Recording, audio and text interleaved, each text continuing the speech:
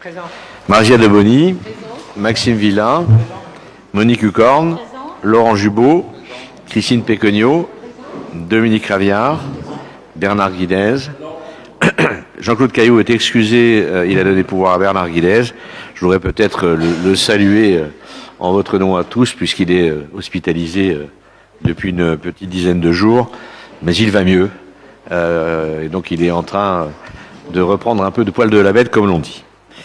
Anita Curé, François Stenkist, Jean-Claude Jablonski, Marie-Ange Fayeff est présente, Catherine Ferry, Pascal Nessens, Christelle Brichot-Rollin, Inès Renaud de Mongon, Franck Marco, Linda Zoran, Aurélien Baird, Alexandra Boukhelifa Kabla, elle est absente. Alors, elle a donné procuration à Laurent Jubot. Éric Lanzoni est présent. Odile Berthelot est absente, excusée, a donné pouvoir à Audrey Mahoudeau, effectivement. Anne Dumay est excusée, a donné pouvoir à Alain Bosetti. Sébastien Doc arrivera en retard. Bertrand Bonhomme est présent. Alain Bosetti est présent. Audrey Mahoudeau-Zuccoli également. Simone Lassalle est présente et Kamel Meda aussi. Bien, nous pouvons donc valablement délibérer. Je vous propose d'élire une secrétaire ou un secrétaire de séance. Non, tu ne seras pas là la semaine prochaine. Alors, qui veut se désigner? Marie-Ange Fayeff, ça ne vous pose pas de problème? À l'unanimité? Merci beaucoup. Donc, on va dérouler l'ordre du jour et commencer par l'approbation du compte-rendu du précédent conseil municipal. Est-ce que sur ce compte-rendu, il y a des demandes, des remarques? Je n'en vois pas. Je le mets aux voix. Des voix contre? Des abstentions? Merci. Point numéro 1, c'est Yannick Discry qui nous le présente. Il s'agit du renouvellement de la convention de prestation avec l'ASPL XDEMAT. Merci, Monsieur le maire. Donc, nous sommes actionnaires de la société SPL XDEMAT depuis 2014. Nous avons signé une convention de prestation et versons chaque année une cotisation à la société. Cette convention, elle est arrivée à expiration au 31/12/2024 et il convient de la renouveler en signant une nouvelle convention pour continuer à bénéficier des outils de dématérialisation proposés par la société. Cette convention, elle décrit son objet, le contenu, la mission confiée à la société, la rémunération avec la liste des prestations, la durée de la convention qui est de 5 ans et les modalités de résiliation. Il vous est donc proposé d'approuver le renouvellement rétroactivement à compter du 31 décembre 2024 pour 5 ans de cette convention et d'autoriser Monsieur le maire à signer la convention correspondante. Merci. Prestations de qualité qui sont données par la SPL et XDEMAT, donc vraiment... on n'a qu'à se féliciter de ce travail en commun. Des questions? Je mets aux voix. Est-il les voix contre? Des abstentions? Merci. Le rapport numéro 3 concerne des acomptes sur subvention 2026 par anticipation. C'est à nouveau Yannick Discry qui rapporte. Donc il est proposé le versement, comme d'habitude, aux associations et aux établissements publics qui ont en particulier des charges de personnel, d'une avance à titre d'acompte sur la subvention de fonctionnement 2026, avance leur permettant d'attendre l'affectation des subventions du BP 2026 qui sera présentée en séance de conseil municipal au premier trimestre. Cette avance, elle représente 3/12 de la subvention votée au BP 2025 et ces sommes seront versées par anticipation après le 1er janvier 2026. Il s'agit donc du Centre social Le Lac, du Centre social Ouest Avenue, de l'Association de gestion du CHRS, l'Association CSSA, la MJC Calonne, le CSS, le Comité des œuvres sociales de la ville de Sedan, le CCAS et le Centre d'action communale sociale de Sedan. Voilà, la totale de ces avances de ces acomptes, par contre, sur subvention, s'élève à 351 222 € et vous en avez le détail dans votre rapport. Donc, il vous est proposé d'autoriser le versement de ces acomptes sur subvention. Bien, merci. Donc, comme d'habitude, alors, de nombreux conseillers doivent sortir. Monique Hucorne, Aurélien Baird, François Stenkist, Marie-Ange Fayeff, Anita Curé, Linda Zoran, Monique Hucorne, je l'ai déjà cité, Maxime Villa, Alain Bosetti aussi, au titre de la MJC, Alain. Et puis aussi peut-être en tant que... Voilà. Et Pascal Nessin, s'il est sorti déjà. Parfait. Bien. Y a-t-il des questions? Donc, y a-t-il des questions pour ceux qui restent? Il y a un côté absolument ridicule à ces affaires, mais enfin, c'est ainsi. N'en parlons plus. Non, pas de questions. Oui, monsieur Bonhomme. Je voulais savoir le nombre d'adhérents au niveau du centre social Le Lac et le centre social Ouest Avenue. Alors, vous savez, je ne tiens pas à la comptabilité quotidienne sur ces sujets-là. On va s'enseigner. Voilà, je pense que au Lac, globalement, ils sont pas loin de 700, je crois. 700-800, quelque chose comme ça. Sur le quartier Ouest Avenue, ça doit être moins, puisque le quartier est quand même moins peuplé. Ah oui, on pourra demander peut-être à Monique Hucorn quand elle sera rentrée. Voilà. Bien. Je mets aux voix s'il n'y a pas d'autres interventions. Y a-t-il des voix contre? Des abstentions? Merci, ça leur permettra de fonctionner avant le vote, enfin jusqu'au vote de notre budget 2026. On peut peut-être rappeler la quasi-totalité de nos conseillers, sauf Monique Hucorn, François Stenskis, Pascal Nassens et Maxime Villa, puisqu'ils ne pourront pas participer de toute façon au prochain vote. Oui, mais Maxime Villa, je crois que c'est lui qui présente. Ah, c'est lui qui présente. Bon, bah c'est tout alors. Il sortira après. Sortira après. C'est Maxime qui présente pas les subventions. Ouais. Par rapport à quoi?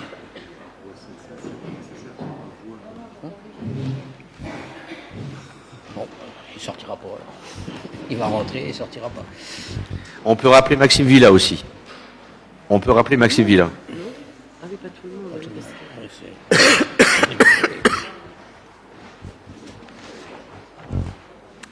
Puisque c'est lui qui va nous proposer donc les acomptes sur subventions, enfin non, les affectations de subventions plus exactement, pour le rapport numéro 4. Merci Monsieur le maire. Donc des subventions habituelles à ce moment de l'année. Donc il y a les subventions normales scolaires crédit de Noël, donc pour tous les élèves des écoles de Sedan, publiques et privées, pour la somme totale de 1 237,50 €. Ensuite, on a comme autre subvention le Collège Le Lac dans le cadre de la cité éducative, 8 000 €. Pardon.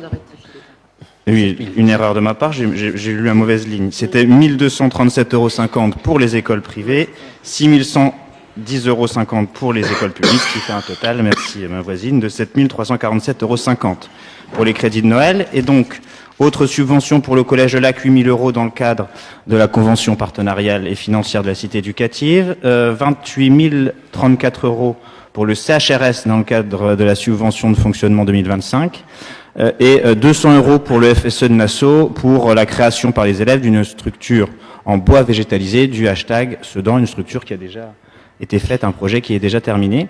Et puis ensuite, en subvention exceptionnelle, 2 000 € pour le lycée Pierre Bell pour l'extension du partenariat avec Eisenach, et pour le sportif de l'accompagnement exceptionnel pour 2 événements phares de la fin d'année, 1 000 € pour le cercle sportif sedanais pour l'organisation de la corrida qui aura lieu début décembre, et puis 1 000 € également pour le team Sedan Triathlon pour l'organisation du Bike and Run qui aura lieu au début du mois de janvier, ce qui représente donc au total de ces subventions 47 582 € et 32 centimes. Donc il est proposé aux membres du conseil municipal, après avis favorable de la deuxième commission, d'approuver le versement des subventions et d'autoriser monsieur le maire à signer la convention de financement avec le Collège Le Lac dans le cadre de la cité éducative.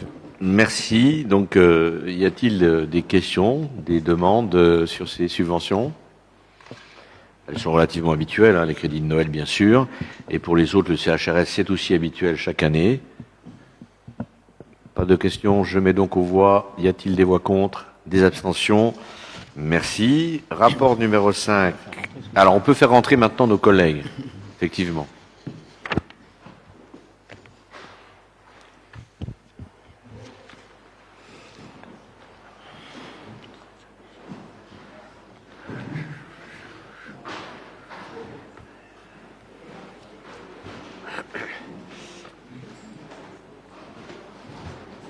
Bien. Alors, c'est Yannick Discry qui, à nouveau, s'agissant d'affaires financières, nous présente le rapport numéro 5 pour les admissions en non-valeur. Donc, monsieur le comptable nous présente un état de mission en non-valeur pour un montant de 128,18 € et des créances éteintes pour un montant de 2386,87 €. Je vous rappelle que l'admission en non-valeur ne fait pas obstacle à une récupération ultérieure dès lors que le redevable reviendrait à meilleure fortune et que par contre les créances éteintes font suite à des ordonnances judiciaires d'effacement de dette qui annulent définitivement les créances sur les débiteurs. Vous en avez le détail dans vos rapports. Donc sur les admissions en non-valeur, on a des toutes petites sommes pour un montant de 128 qui sont essentiellement des sommes, des reliquats sur des cantines, sur des ALSH, et puis un reste aussi de terrasses. Donc un montant très faible, sans commune mesure avec ce qu'on a pu voir tant pour celle-ci que pour les autres. Les années précédentes, le travail qui se fait avec le TPG porte ses fruits et on commence donc à avoir un système qui permet d'alerter suffisamment rapidement pour pouvoir récupérer quand même quelques créances avant d'en arriver à ces extrémités. Sur les admissions en non-valeur, c'est essentiellement du surendettement ou des entreprises qui clôturent avec un actif insuffisant pour qu'on soit payé. En particulier une TLPE là, de 2021 à hauteur de 424,50 €. Et puis il y a aussi une régularisation de paie d'octobre. Ça, c'est un salarié des chantiers d'insertion qui a eu son mois payé complètement alors qu'il a disparu un peu avant la fin du mois et il n'a pas été possible de récupérer ce qui nous devait. Surendettement et décision d'effacement de dette au bout du compte. Et puis quelques terrasses, là aussi avec des fermetures de commerce ou de terrasses et un non-paiement sur quelques centaines d'euros. Donc voilà pour la présentation de ces admissions en non-valeur et de ces créances éteintes. On est appelé donc, après avis favorable de la deuxième commission, à autoriser ces admissions en non-valeur. Merci bien. Alors évidemment, Yannick Discry a raison de souligner l'amélioration au fond de nos relations avec le trésorier payeur général, puisque le travail mené en commun permet d'amoindrir de façon assez considérable. On a en gros divisé par 5 par rapport à certaines années les admissions en non-valeur. Donc il faut vraiment s'en féliciter. Donc merci pour le travail réalisé, Yannick, et ainsi que nos services financiers. Donc moi je m'en réjouis tout particulièrement en tout cas. Y a-t-il des questions? Oui. Oui. Permettez-moi aussi de rajouter à votre satisfecit les nombreuses remarques de l'opposition qui, pendant des années, vous ont fait justement des suggestions pour améliorer ce genre de choses. J'avais également une petite question purement technique, Monsieur Discry. Dans le privé, on peut passer des annulations de créances au bout de 3 ans. Alors, je voulais savoir un petit peu comment ça marchait dans la fonction publique, puisque là, je vois qu'il y a un exercice 2019. Donc, 3 ans, ça fait 2022, donc il y a quand même 3 ans de retard. Donc, si vous pouviez éventuellement me renseigner. De même, comme vous le savez, Monsieur Herbillon, l'opposition a souvent fait des remarques sur des paiements d'avance pour éviter justement que la ville de Sedan se prenne des impayés. Donc moi je voulais savoir au niveau des terrasses, notamment je vois 2024, je suppose que ça correspond à 2 commerces puisque ce sont des sommes à l'identique. Je voulais savoir si on pouvait s'engager justement au moins sur un paiement d'un trimestre d'avance pour éviter ce genre de désagrément. Paraîtrait éventuellement une bonne chose. Et puis je sais que maintenant on ne marque plus quelles sont soit les sociétés ou les personnes, mais bon, par curiosité, j'aimerais savoir à quelle terrasse cela correspond. Donc sur votre première question, c'est à la main du TPG qui doit lui poursuivre et repoursuivre, et c'est lui qui à un moment décide qu'on arrête. Donc on n'a aucune main sur le fait à quel moment je passe en créance éteinte. Créance éteinte, c'est parce qu'il y a un jugement, mais en admission à non-valeur, il doit déjà poursuivre pendant un certain temps. Pas sur les toutes petites comme celles qu'on a vues, puisque là c'est en dessous du reste qui est nécessaire, enfin du minimum qui est nécessaire pour engager des poursuites. Donc c'est pas nous qui décidons, c'est le TPG qui décide quand il arrête et qu'il arrive à dire bon, c'est une admission en non-valeur. Quant à la créance éteinte, c'est une décision de justice. Donc c'est quand la décision est prise que cette somme nous est proposée. Sur les terrasses, on n'a pas le droit de demander un paiement d'avance. Farine. Sur la question du... C'est bon. Monsieur le maire, sur la question du paiement d'avance, moi, à titre personnel, j'y suis pas favorable du tout. C'est pas possible. Bon, déjà, la loi ne nous le permet pas, mais en même temps, ça voudrait dire qu'on demanderait aux commerçants de décaisser des sommes qui, pour certains, pourraient être relativement importantes avant même qu'ils puissent avoir tiré un bénéfice de l'occupation de domaine public.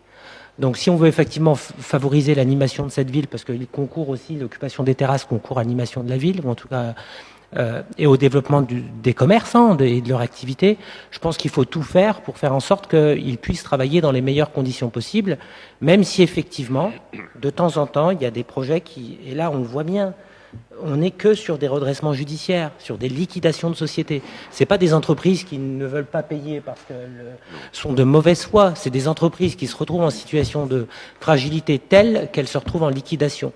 Donc si de temps en temps ça nous arrive, c'est regrettable, mais globalement, la quasi-totalité des commerçants de cette ville qui occupent le domaine public le paient, et le paient convenablement.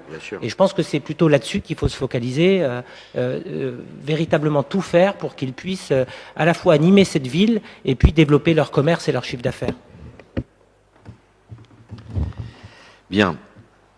Y a-t-il d'autres demandes? Quant à vous donner le nom des propriétaires des terrasses, ça c'est également tout à fait impossible. Vous imaginez bien que je ne vais pas livrer des noms à la vindicte populaire. Tout ça n'aurait strictement pas de sens. Bien, je mets aux voix. Y a-t-il des voix contre? Des abstentions? Merci. Le rapport numéro 6, c'est Farid Besseli qui nous le présente. Il s'agit d'acquérir le cinéma Turenne.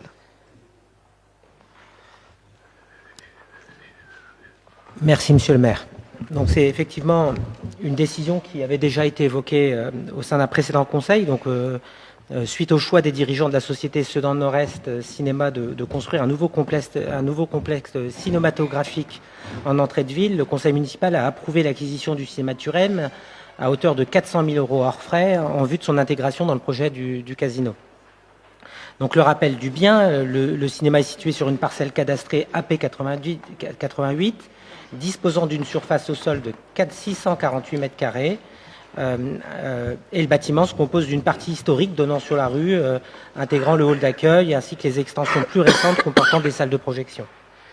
Les conditions de la vente qui avaient été actées, c'est la ville de Sedan achète le cinéma Turenne pour intégrer son emprise foncière dans le cadre du projet du casino. Dans l'attente du construction du casino, il avait été décidé qu'effectivement nous pourrions laisser le cinéma installé sur site jusqu'à fin 2026, et ce de manière gratuite, de manière à lui laisser le temps effectivement de pouvoir construire son nouveau projet et de fait de lui permettre de le faire dans les meilleures conditions possibles. Au-delà du foncier et du bâti, le cinéma sera encore équipé et sera vendu en l'état. Et quand je dis en l'état, le propriétaire propose l'acquisition du mobilier par la ville pour 24 000 € hors taxe, après négociation, ce qui nous donnera la possibilité ensuite, si on le souhaite, de pouvoir récupérer du matériel pour pouvoir équiper nos services, voire même de prendre le matériel présent sur place et de le mettre à la vente et de proposer à des acteurs de seconde main de prendre possession des différents éléments qui se trouvent à l'intérieur du bâtiment pour pouvoir leur donner une nouvelle vie. L'idée, effectivement, c'est donc le conseil municipal, après avis favorable de la commission, est sollicité pour approuver l'acquisition du cinéma Turenne, autoriser monsieur le maire à signer l'achat de la dite parcelle et du bâtiment pour une valeur de 400 000 € et 24 000 € hors taxe pour le mobilier, autoriser la société Sedan Cinéma à occuper le cinéma à titre gratuit pour son exploitation à ses frais jusqu'à fin 2026, accepter la prise en charge des frais de notaire et autoriser monsieur le maire à signer toutes les pièces afférentes à cette opération. Merci. Donc c'est un moment important évidemment puisque certes, nous vous proposons de nous rendre propriétaires de ce cinéma afin de libérer l'espace foncier pour accueillir le futur casino.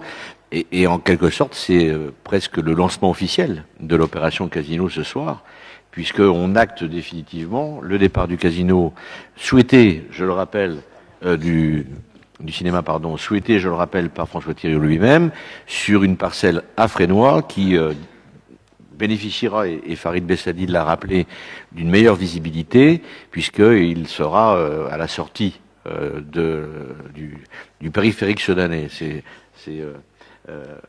en fait la 4 voies, la voie de contournement de la ville que vous connaissez fort bien. Donc les opérations sont lancées, l'idée étant aussi de lui garantir son exploitation pendant quelques mois, pendant qu'il construira le multiplex qui devrait accueillir 800 sièges. Donc là, on est vraiment très très au-delà de la capacité actuelle. Ça permettra également d'accueillir les sorties nationales, toutes les sorties nationales. Et là encore, ça n'était pas le cas, et ce qui faisait que le cinéma de Sedan était déficitaire, puisque la jauge requise pour équilibrer était de 70 000 spectateurs, et l'accueil était, la fréquentation en tout cas, était de l'ordre de 50 000. Donc on n'était pas tout à fait au niveau, et je pense que s'il n'y avait pas eu cette opportunité, à un moment ou à un autre, François Thiriot aurait jeté l'éponge. Bon, bref, c'est une nouvelle opportunité qui s'ouvre aujourd'hui, et puis de disposer d'un cinéma moderne. Et celui-là est un peu obsolète, celui qui est le nôtre aujourd'hui est un peu obsolète. Donc je crois qu'il n'y a que des satisfecit finalement à ce que ce cinéma puisse demain se construire sur la parcelle que vous connaissez à Fresnoy, sur l'ancien collège de Fresnoy.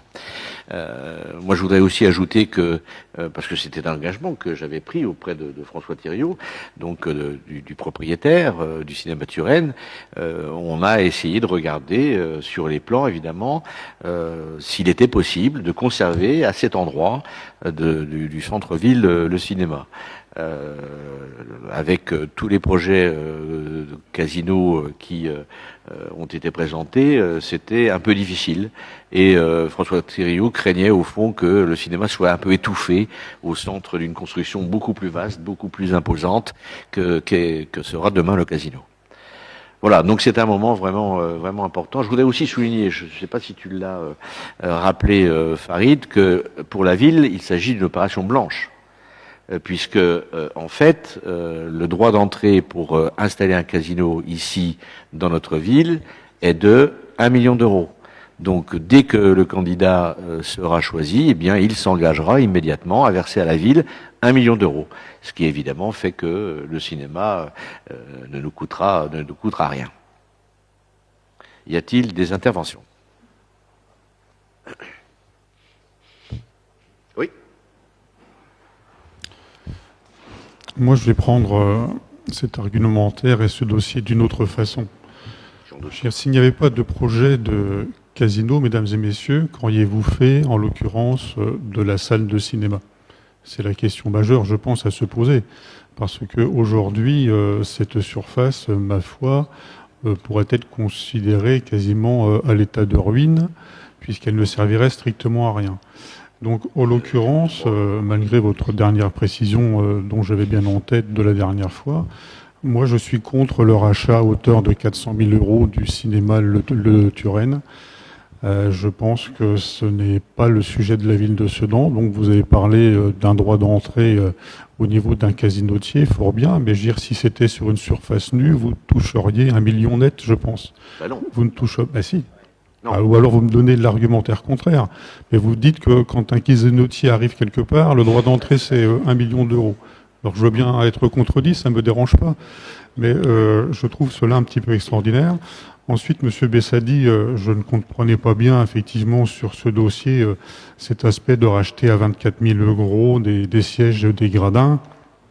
Par rapport à votre intervention, j'ai l'impression que vous voulez transformer la ville de Sedan en brocanteur directement. Alors je ne vois pas pourquoi directement la société du cinéma Turenne ne va pas vendre par elle-même ce mobilier et ces différents fauteuils.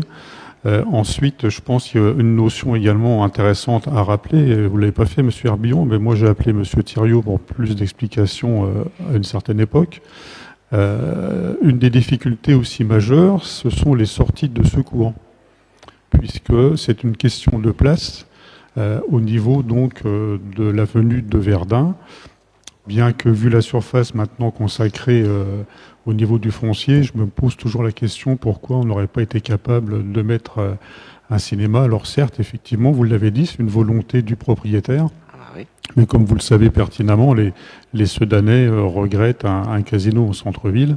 Et moi, je crains fort qu'il y ait vraiment beaucoup de pertes au niveau de la clientèle. Bon, allez, vas-y, puis après Si vous le permettez, Farid Monsieur le maire. Bessali. Je vous remercie, Monsieur le maire. Plusieurs compléments d'information.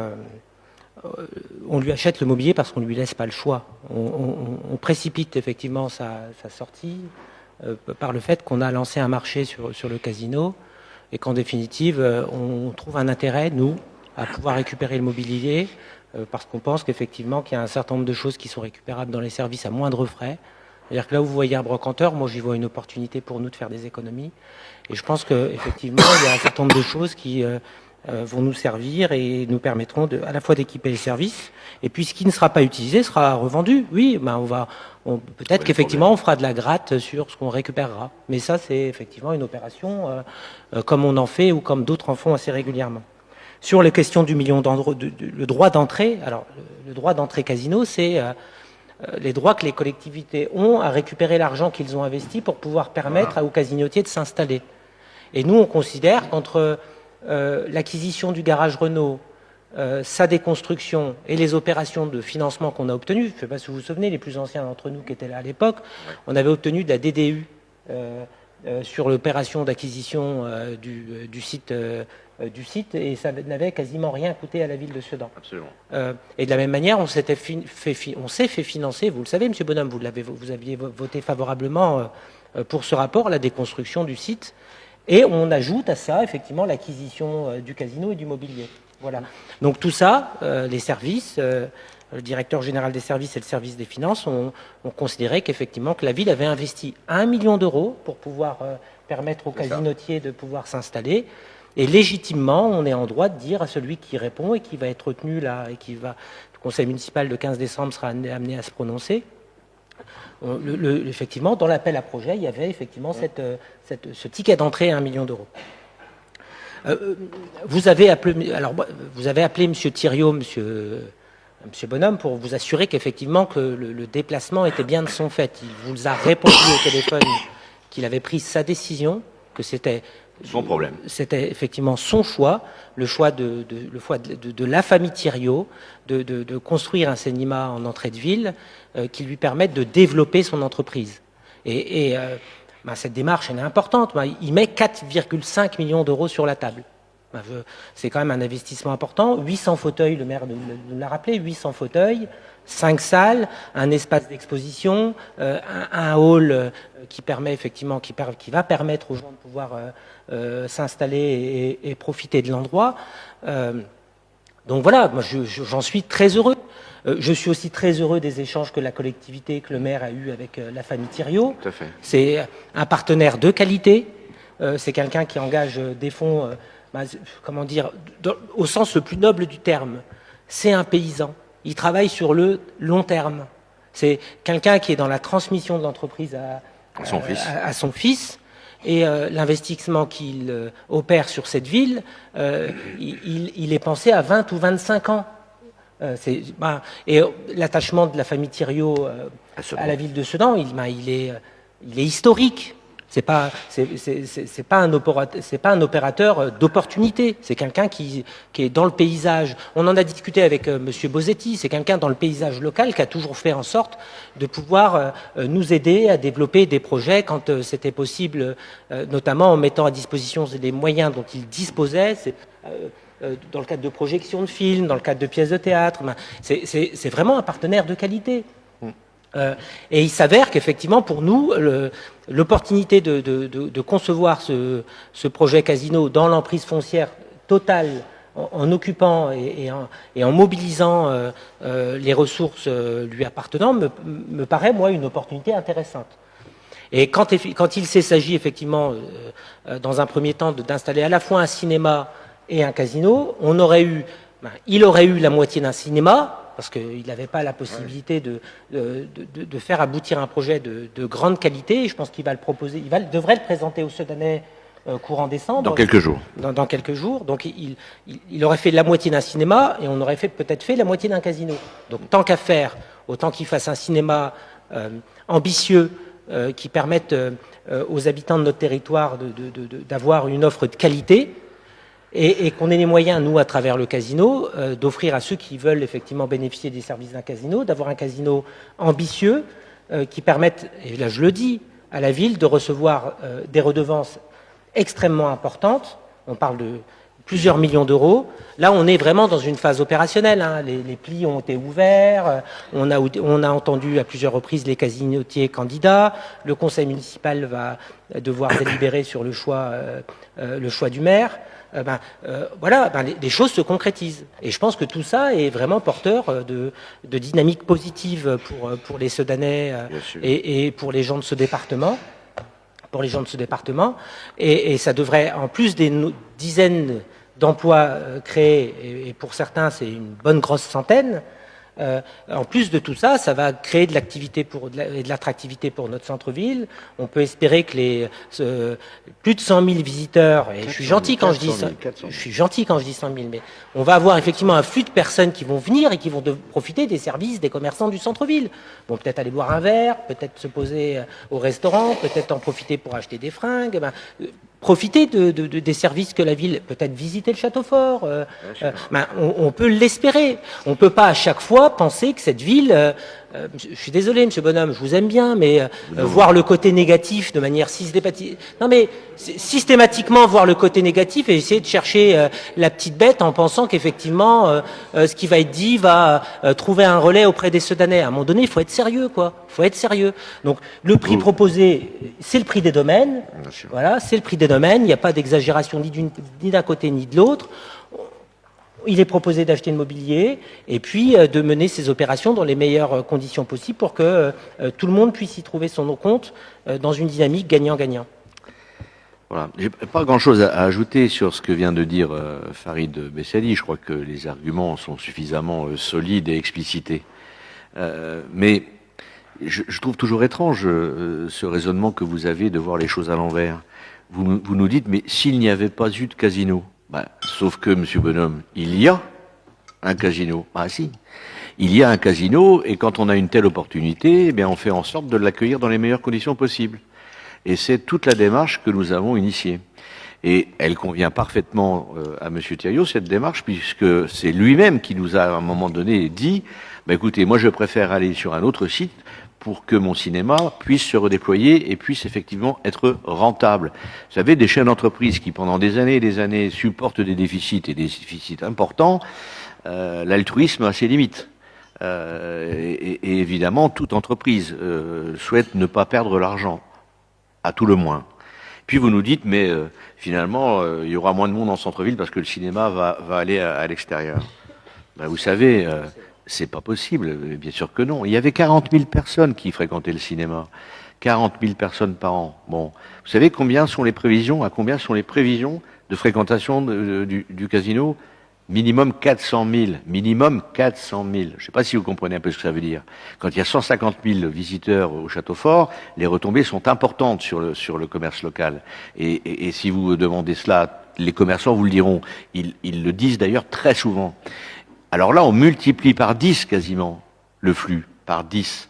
Enfin bref, je crois que cette question d'opportunité aussi pour la ville finalement de la présence future de ce casino, elle ne se pose même pas. Elle est d'une évidence telle que ça valait bien que nous nous battions pendant plusieurs années pour passer outre, au fond, la législation, puisque la législation ne prévoyait la possibilité d'avoir un casino que si vous étiez station thermale ou que si vous étiez station balnéaire, et collectivité de plus de 500 000 habitants. On a réussi à forcer le verrou. Et l'amendement qui porte aujourd'hui le nom de notre ville, l'amendement Sedan, permet à 7 villes en France, en plus, d'obtenir un casino. Pas 200 ou 300, 7. Parce que c'était aussi la volonté du ministère de l'Intérieur de ne pas aller au-delà de 10. Et nous avons réussi ce tour de force. Eh bien, oui, non mais vous croyez que ça vient comme ça, vous, monsieur, madame? Ah, vous avez sans doute une baguette magique.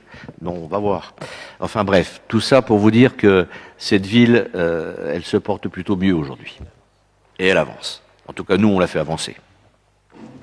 Je vous en prie. Merci bien. Donc, vous avez effectivement développé un certain propos. Je vous rappelle simplement que ce n'est pas du tout l'objet de ma question, mais ce n'est pas grave. Ensuite, un petit rappel, puisque quand il y a eu la première rénovation, n'est-ce pas, du cinéma Le Turenne, avenue de Verdun, on a entendu rigoureusement les mêmes propos que vous venez de dire. Et je pense que M. Thiriot et sa famille s'est planté quand ils ont refait le cinéma de l'avenue de Verdun. Je suis désolé de le dire. Et on avait déjà à l'époque bel et bien prévenu, puisque la ville, n'est-ce pas, avait participé la première année pour le déficit. Donc alors j'espère un plein succès, bien entendu, mais comme je vous l'ai déjà dit, que ce soit pour votre projet de casino ou autre, monsieur Herbillon, mieux vaut être extrêmement prudent. Ensuite, vous vous attribuez, quand on vous écoute ce soir, quasiment l'intégralité de l'avenue d'un casino sur Sedan, un tour de force. Je sais pas, j'ai discuté avec notre député. Oui, il me dit rigoureusement l'inverse, c'est surtout moi, Jean-Luc Warsmann, qui ai permis que le casino soit sur Sedan. Après, chacun jugera, bien entendu. Oui, enfin, alors là, franchement... Attends. Je réponds quand même rapidement là-dessus. Et même encore si c'était vrai, c'est le résultat qui compte. C'est le résultat qui compte. Et si le député a donné un coup de main, c'est vrai, je l'en ai remercié, mais il n'a pas été le seul, car ça ne suffisait pas. Ça fait plus de 20 ans que je demande effectivement cette possibilité pour la ville de Sedan. Et sur bien des occasions, à bien des occasions, au Parlement, ça avait été retoqué. Sauf que là, on s'est entouré de beaucoup plus de personnes que notre seul député, et nous avons réussi, cette fois, effectivement, à faire sauter le verrou législatif. Non, arrêtez avec cela. Et je vous le dis, même si seulement le député, si seul le député avait réussi à nous apporter cela, je m'en serais félicité et j'aurais applaudi des deux mains. Voilà.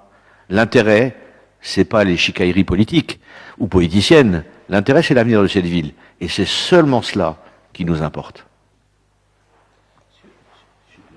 Sur le fait que vous permettiez de dire que M. Thiriot soit planté, il y a 13 ans, très honnêtement, je trouve que c'est indécent. Ah oui. Un chef d'entreprise à l'époque, il a investi dans la rénovation et dans la sauvegarde de son outil de travail, il a investi un peu plus d'1 million d'euros.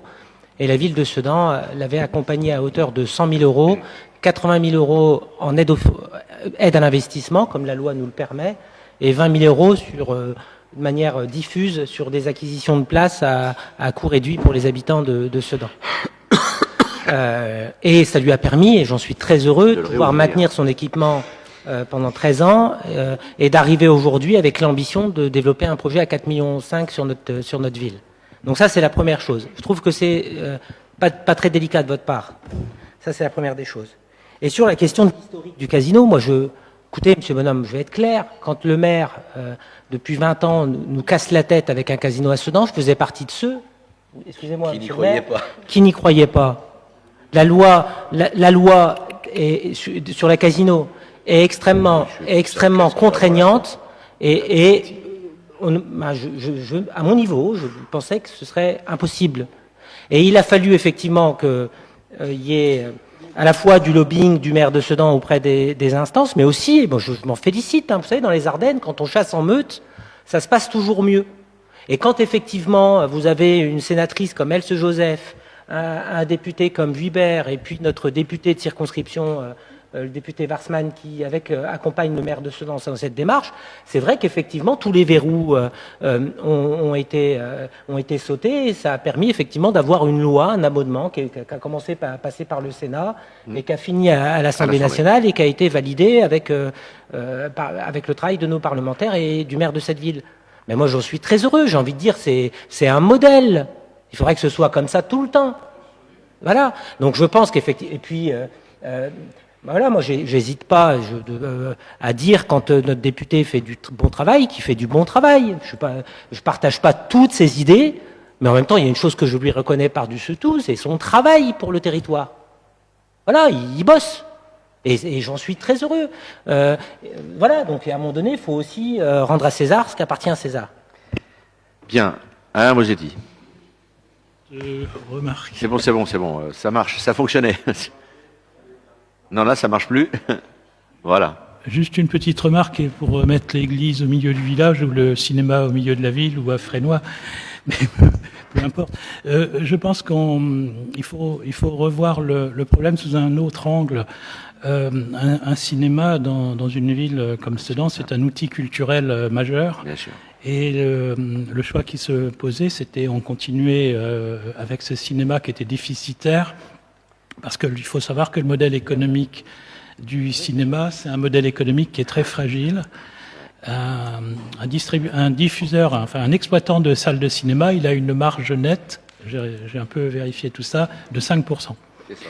Et ça justifie donc qu'il développe son entreprise et qu'il optimise ses résultats. Il faut savoir que sur un ticket de cinéma, j'ai les chiffres là, il y a 42% qui vont au distributeur, 1,5 à la SACEM, il y a 5,5 de TVA, il y a 10,7 de TSA et qui sont reversés après au cinéma sous l'aide de la recette, et seulement 40% qui vont à l'exploitant, mais qui est une marge brute. Évidemment, la marge nette est de 5%. Dans la configuration actuelle des cinémas, ils ne pouvaient pas continuer comme ça. Et donc, il fallait effectivement une extension, ou alors le cinéma était appelé à disparaître à Sedan. Et donc, je pense que c'est quand même un outil culturel très important, et donc je pense qu'il faut placer le débat sur cet angle-là uniquement. Tout à fait.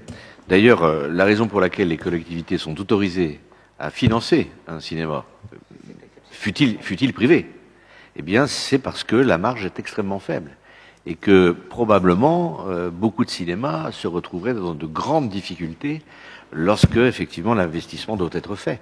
Et particulièrement pour, non pas les très grands groupes, mais des propriétaires et des cinémas familiaux, là, ils ne sauraient pas le faire.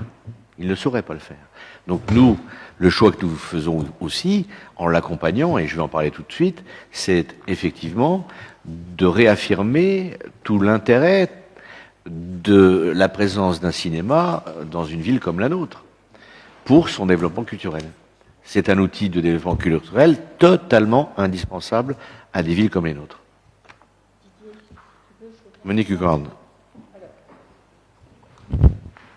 Effectivement, depuis des années, le CCS a une convention avec M. Thiriot et il nous laisse les places à 5 €. Donc je vous le dis parce que du coup, malgré les résultats qui étaient les siens, il n'a jamais remis en cause cette participation. Et il y a environ 40 personnes toutes les semaines qui peuvent se déplacer au cinéma en centre-ville. Et le pôle senior, si demain on est sur Fresnoy, organisera les choses de façon à ce que les habitants qui ordinairement viennent au cinéma puissent continuer à y aller. Je suppose que ça sera un engagement fort de la collectivité pour accompagner aussi ses habitants. Voilà, je voulais le dire parce que 5 €, c'est voilà, il a une perte sur ne serait-ce que la place de cinéma, et il le fait depuis des années. Oui, merci Monique. C'est le rôle social d'une entreprise dans la ville. Intéressant aussi. D'autres interventions? Oui, Monsieur Doc.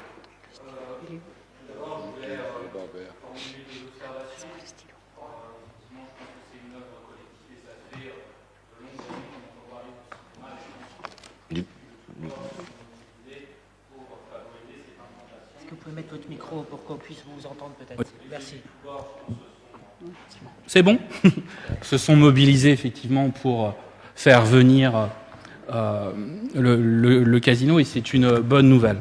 Simplement, un chiffre que vous venez d'énoncer me fait réagir, c'est celui des 400 000 visiteurs minimum, avec les conséquences potentielles que cela peut avoir positivement, mais aussi négativement, et sur lesquels je crois qu'il nous appartient d'anticiper, aussi bien positivement que négativement, les conséquences de l'implantation d'un casino. On a des expériences dans d'autres villes.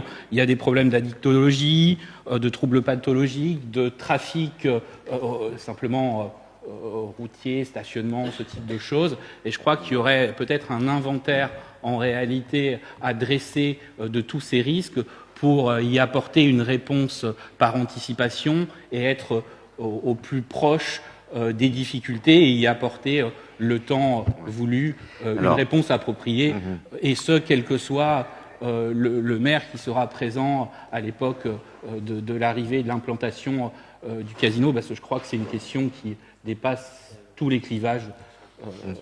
Alors, de façon très concrète. en ce qui concerne les addictions au jeu, parce que c'est de ça dont vous parlez, c'est extrêmement contrôlé, encadré. Les casinotiers sont soumis, là encore, à une réglementation extrêmement dure, et c'est heureux. Et aujourd'hui, je dis pas que ça n'existe plus, mais en tout cas, c'est très très contenu, très contenu. Les autres risques, sans doute y en a-t-il, mais je voudrais aussi préciser que lorsqu'un casino s'installe, c'est une dizaine de policiers supplémentaires qui arrivent sur la ville. Donc, je m'en suis encore récemment entretenu avec la DDSP. C'est un sujet aussi fichtrement intéressant pour nous, parce que ils ne seront pas tous dédiés systématiquement et tout le temps à la surveillance du casino, puisque là encore, le casinotier lui-même est chargé de mettre en œuvre son propre service de sécurité. Je crois qu'aujourd'hui, globalement, et pour avoir vraiment travaillé le sujet, m'être beaucoup déplacé dans un certain nombre de casinos de notre pays, je crois que ces problèmes-là sont très très minimes aujourd'hui, et il faut s'en féliciter. Il y avait aussi la question du blanchiment de l'argent. C'est aussi une question qui était importante il y a 40 ou 50 ans via ce type d'établissement. Aujourd'hui, ça a disparu. Aujourd'hui, ça a disparu, c'est quasiment impossible. D'abord parce qu'il n'y a quasiment plus d'argent liquide qui circule dans un casino. Tout est aujourd'hui numérique, automatisé, etc. Donc ça devient là encore extrêmement compliqué de faire ce genre de petites affaires, si j'ose dire. Voilà. Mais la vigilance est de mise et la législation s'en est occupée également. D'autres questions ? J'en vois pas. Écoutez, je mets donc aux voix cet important rapport. Y a-t-il des voix contre? Une voix contre. Des abstentions? Merci pour cette quasi-unanimité. Le rapport suivant, c'est moi qui vais vous le présenter. Il s'agit de verser une subvention pour justement accompagner François Thiriot dans l'investissement important, qui est estimé entre 4,5 et 5 millions d'euros, pour créer à Sedan donc un multiplex cinéma. Ce projet, je ne vais pas y revenir, on l'a déjà présenté à de nombreuses reprises, mais il aura à son ouverture 5 salles, avec une potentialité d'une 6e salle à venir si, évidemment, les choses fonctionnent très bien. Il va s'installer sur environ 5000 m². Et donc, on a trouvé évidemment un accord avec le groupe Urbanéo qui avait été vainqueur, vous le savez, d'un appel à projet que nous avions lancé sur la zone de Fresnoy.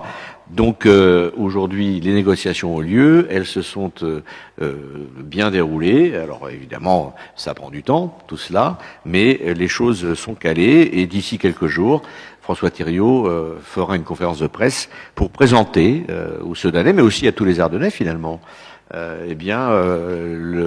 casino dans sa maquette, le cinéma, pardon, dans sa maquette, puisque tout cela est terminé. Le travail architectural a été également mené et on a une image très précise de ce qui sera proposé. Et je peux vous dire, puisque nous, on a eu cette possibilité de voir cette maquette, c'est un ensemble qui aura vraiment fière allure.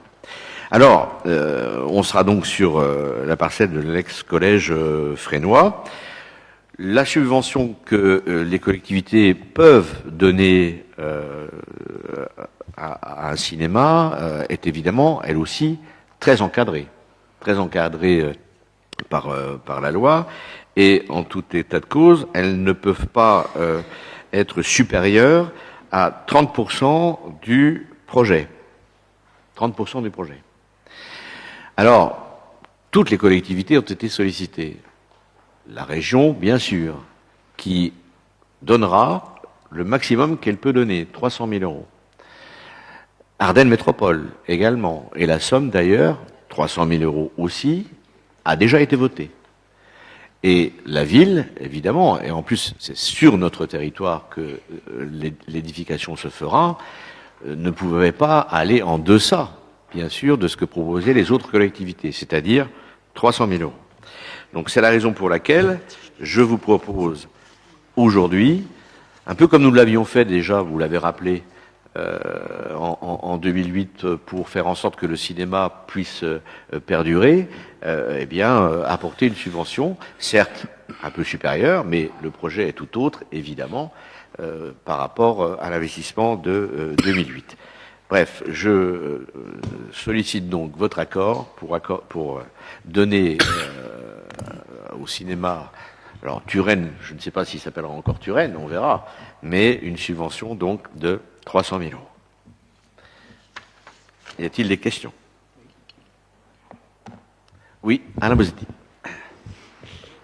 On a longuement débattu en commission autour de cette convention et j'ai constaté avec plaisir qu'il a été ajouté l'article 323, notamment à ma demande, puisqu'on avait débattu et je souhaitais qu'il y ait un engagement également au niveau culturel de l'opérateur. Effectivement, l'objectif, c'est d'attirer un public, notamment les publics éloignés de la culture, qui peuvent de fait profiter également de ce cinéma. Donc, il y a un côté inclusif. Et donc j'apprécie effectivement ce nouvel article qui permet effectivement d'envisager la labellisation art et essai, et puis tous les travaux en direction des jeunes publics et les publics éloignés de la culture. Et puis, comme l'a rappelé Monique Hucorne, les travaux en relation avec les associations notamment, et des coûts de séance abordables pour les publics justement défavorisés. Donc, je m'étais abstenu en commission et là, donc, je vais vous accompagner. Puisque il faut rappeler que c'est la loi Sueur, c'est ça qui permet une dérogation au principe général de financement des entreprises publiques par des aides, des entreprises privées par des aides publiques. Et ça revient à ce qu'on disait tout à l'heure, à savoir que la présence d'un cinéma et d'un complexe cinématographique, dès lors qu'il est accompagné d'une politique culturelle, c'est un atout majeur pour un territoire, puisque ça permet justement une démocratisation de la culture et un accès à tous les publics à ce type de culture. Donc c'est à saluer, donc on vous accompagne là-dessus. Oui, tout à fait. Et on espère que, et c'est un peu un scoop aujourd'hui, un film d'un grand producteur sera entièrement tourné à Sedan courant 2026. Et il sera d'ailleurs soutenu à ce titre grandement par des financements de la région, avec une distribution de très haut niveau. Et l'idée, c'est de faire en sorte que, à l'inauguration du cinéma, j'espère que le timing le rendra possible, eh bien, en avant-première nationale, ouvrir sur ce film, qui sera consacré d'ailleurs à notre ville. Y a-t-il des questions, des interventions? Oui. Oui, mais ma foi, toujours dans la même lignée, si vous le permettez. Je dirais aussi à M. Bozzetti, par rapport à son intervention sur le point précédent, qu'on appelle également l'industrie du cinéma. Donc pour moi, c'est aussi une industrie, même si effectivement, il y a largement un aspect culturel. Alors effectivement, donc 300 000 euros, vous l'avez cité, par de multiples collectivités. Donc 300 000 euros Ardennes Métropole, 300 000 euros Ville de Sedan. Je crains que les Sedanais, malgré tout, payent deux fois en partie cette subvention. Donc moi, je ne suis pas non plus favorable à cette subvention de 300 000 euros. Vous avez dit que c'était un investissement important tout à l'heure à 4,5 millions, mais je veux dire, quand on fait le calcul total, 4 instances publiques, soit 1,2 million, le CNC 560 000. Si on s'amuse à rajouter les 400 000 euros de rachat du cinéma Le Turenne, ça fait quand même 2 160 000 euros de subvention par rapport à un investissement de 4,5 millions. Quand on entend aujourd'hui les difficultés de la France et des collectivités locales, je pense que c'est quelque chose qu'on pourrait surseoir, dans le sens en plus que, j'allais dire, c'est toujours dans le même sens. C'est-à-dire que les collectivités publiques, ça donne toujours à fond perdu. Alors, si on a confiance, j'allais presque dire, alors vous allez me dire, c'est certainement pas possible, bien sûr, juridiquement, en France, rien n'est possible juridiquement, mais dans ce cas-là, il faut demander une participation, puis si cet établissement fait du bénéfice, pourquoi dans ce cas-là, les collectivités ne percevraient pas une partie du bénéfice du cinéma à hauteur et à concurrence de leur investissement? Ça, c'est quelque chose qui m'est quand même relativement cher, dans le sens où passer son temps à toujours subventionner pour rien derrière, je trouve que c'est quand même relativement dommageable. Ensuite, Madame Hucorne, vous avez parlé d'aider, pourquoi pas, les personnes âgées pour aller sur Fresnoy. Je suis bien heureux que vous en parliez, parce que moi, quand j'ai appelé aussi Monsieur Thiriot, quelle a été sa demande par la suite? C'est simple, c'est que des lignes de bus supplémentaires soient créées pour aller sur Fresnoy. Alors, qui va créer? Qui va payer, une fois de plus? Ardennes Métropole, la ville de Sedan. Alors vous voyez, quand on additionne le subventionnement, les aides de ceci, les aides de cela, maintenant on va bientôt nous parler à la construction des aides au niveau des bus, eh bien je pense que cela fait quand même une certaine somme et que c'est une collectivité publique qui va payer pour le privé. Je suis désolé de le dire, même si c'est éventuellement de la culture, ça reste, ma foi, essentiellement un investissement purement privé. Et pour moi, une ville n'a pas, une collectivité n'a pas à investir sans aucun retour. Mon Dieu, il y aurait tant à dire. On aura 2-3 choses quand même. Dans votre calcul, vous oubliez simplement que le CNC, ça n'est pas une collectivité, et que c'est le CNC qui apporte sa plus grande participation. Et que par ailleurs, le CNC est alimenté par une petite taxe qui est prise, et Alain Bosetti l'a fort justement rappelé, sur les recettes des cinémas. Donc ça s'appelle tout simplement une redistribution. Ensuite, sur cette idée ou que au fond, le cinéma il était mieux en centre-ville parce que plus accessible. Mais c'est une plaisanterie. Quand vous habitiez Fresnoy, quand vous habitiez le fond de Givonne ou d'autres quartiers de la ville, les hauteurs, etc., vous y alliez en véhicule et assez rarement à pied.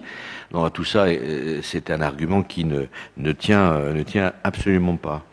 Et puis le retour financier du cinéma vers la collectivité. Mais de quoi parlez-vous? De quoi parlez-vous? C'est absolument ridicule. Le développement culturel, ça ne se monnaie pas. Le développement culturel relève d'un choix politique. Vous le faites ou vous le faites pas. Je ne doute pas que vous ne le ferez pas. Mais ça n'est pas notre position.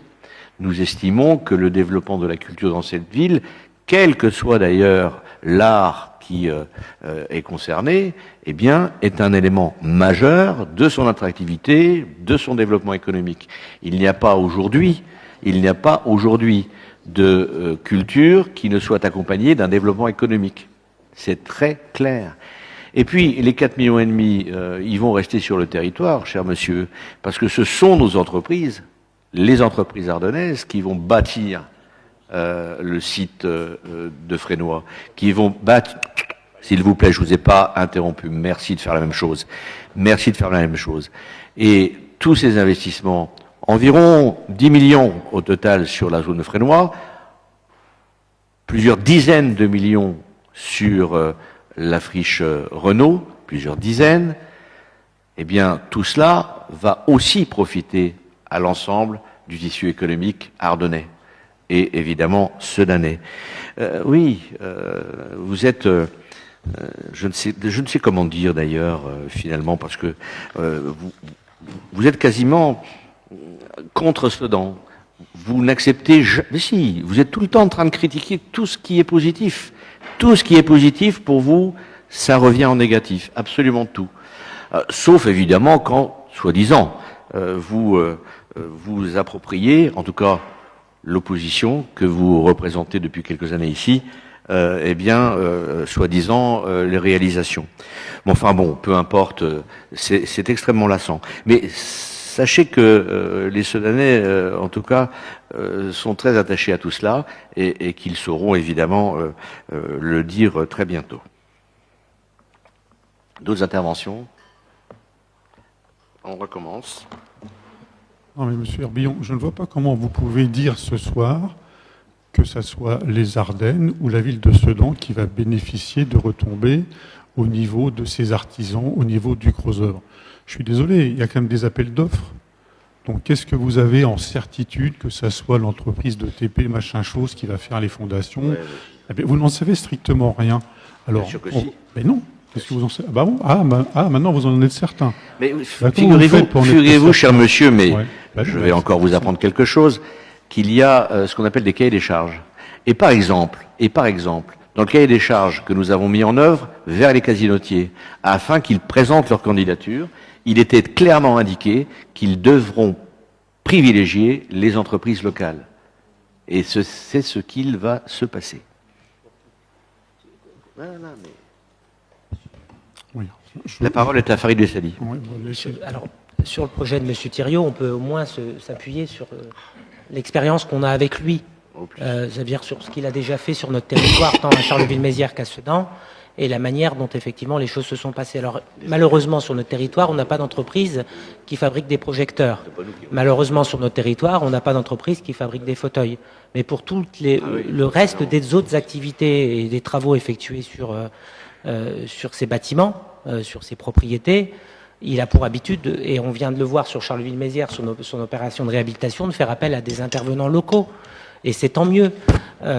Et ça, c'est à la main du privé. Ça veut dire qu'on n'est pas dans le cadre d'un appel d'offres public, c'est de gré à gré, il négocie ses affaires avec les entreprises avec lesquelles il a envie de travailler. Et je pense que là-dessus, on peut lui faire confiance parce qu'il est attaché au territoire et comme nous, il trouve important qu'effectivement, quand des collectivités viennent en soutien d'une activité comme la sienne, que la moindre des choses, c'est qu'effectivement, il porte une attention particulière aux entreprises qu'il recrute sur ces chantiers. Et le maire l'a dit, sur le projet Casino, il y a des engagements fermes, écrits, qui sont pris des entreprises à la demande du maire de Sedan. Merci. Bien.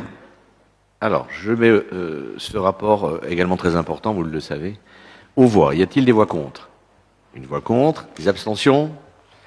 Merci une nouvelle fois pour cette quasi-unanimité et pour l'avenir de cette ville. Le rapport numéro 8, c'est Farid Bessali, je crois, qui va nous le présenter. Il s'agit de la question de l'aménagement de la zone de Fresnois, encore lié à ce qu'on vient d'évoquer. Merci, monsieur le maire. Donc là, il s'agit effectivement de la mise en œuvre de mesures compensatoires. Alors, pour rappel, un appel à projet a été lancé en 2022 par la ville de Sedan suite à la délibération du conseil municipal du 15 décembre 2021 dans le but de trouver un nouvel usage au terrain de l'ex-collège fresnois. Suite à la procédure engagée, le conseil municipal a retenu par délibération le groupe Urbanéo en vue de l'aménagement de cette nouvelle zone. Pour mémoire, le projet porté par l'aménageur comprenait 4 activités, un hôtel 3 étoiles de 70 chambres, un restaurant type buffet asiatique, une enseigne de restauration rapide et une surface de bricolage. Dans le cadre des discussions qu'on a eues avec cet opérateur, la surface de bricolage a été abandonnée au profit de l'installation du futur cinéma multiplex. Les démarches engagées par le groupe Urbanéo ont permis effectivement de mener des études préalables et les démarches nécessaires à la réalisation de l'opération. Un permis d'aménager a été déposé et obtenu en date du 16 mai 2025.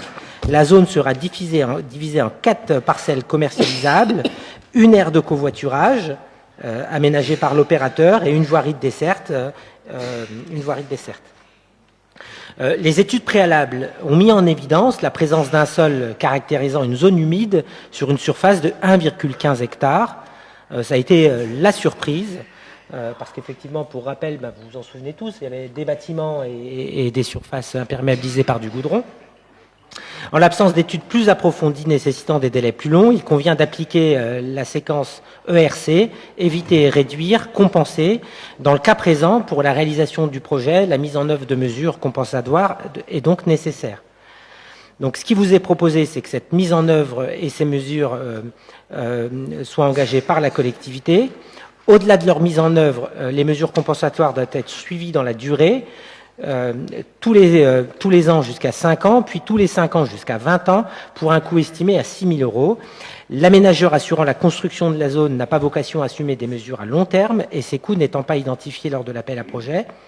L'hypothèse ainsi envisagée est le transfert de ces mesures compensatoires à la collectivité pour une réalisation et un suivi dans la durée. Une convention précisant les modalités de ce transfert sera signée par la ville et donc par le maire et Urbanéo. L'étude initiale, dont le coût est estimé à 7 500 € hors taxe, sera prise en charge par l'aménageur. Ainsi exposés ces éléments, il est proposé aux membres de la commission d'approuver le transfert des mesures compensatoires prévues par l'arrêté préfectoral d'Urbanéo à la ville de Sedan, d'autoriser M. Le Vert à signer, et je rajouterai, et négocier la convention de transfert et ses avenants éventuels. Voilà, donc d'autoriser M. le maire à signer et négocier la convention de transfert et ses avenants éventuels, d'autoriser M. le maire à signer toute pièce nécessaire à la réalisation de cette opération. Merci. Bien, merci Farid. C'était oui, une surprise. Tu l'as dit tout à l'heure, on ne s'y attendait évidemment pas.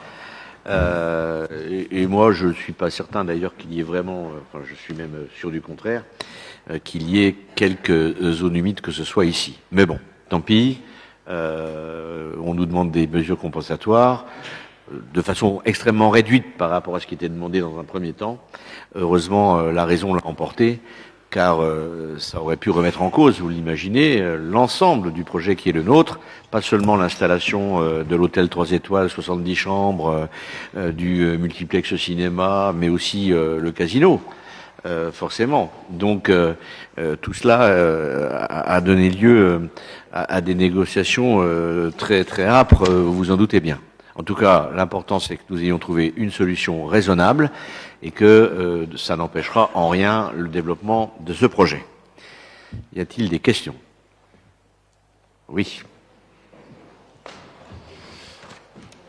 Quand, vers le mois de mars-avril, vous nous parliez donc de l'implantation d'un cinéma sur Fresnoy, donc je vous avais posé la question, mais au niveau surface, ma foi, où passent donc les projets que l'aménageur devait effectivement apporter, est-ce que je ne voyais pas comment pouvoir tout mettre. Donc j'avais effectivement pertinemment raison dans ma réflexion, puisque vous nous aviez dit à l'époque qu'en fait il ne resterait plus qu'un hôtel. Alors là maintenant je vois toujours que le buffet asiatique est toujours présent, donc est-ce que vous pouvez nous le confirmer ou pas, hein? Ça serait toujours intéressant. Ensuite, vous nous parlez effectivement largement de l'aspect cinématographique. Mais moi, je vais revenir sur le sujet. Combien y a-t-il d'employés à Métropolis à Charleville-Mézières? Je n'ai pas la réponse, hein. Mais par rapport à une installation d'une surface de bricolage, peut-être qu'on peut faire le rapport entre le nombre d'emplois créés dans une surface de bricolage et dans un cinéma où maintenant quasiment tout est automatisé. Donc là aussi, on peut se poser le rapport de subventionnement à 300 000 €, etc., etc. Donc voici une simple question, c'est combien y aura-t-il d'employés sur ce complexe cinématographique par rapport à ce qu'il y aurait pu y avoir sur une surface de bricolage? Et puis alors maintenant, M. Bessadi, là, vous avez dit une surprise. Mais je ne sais pas, vous avez un de vos collègues qui habite à Fresnoy, on en a discuté une fois avec M. Jablonski.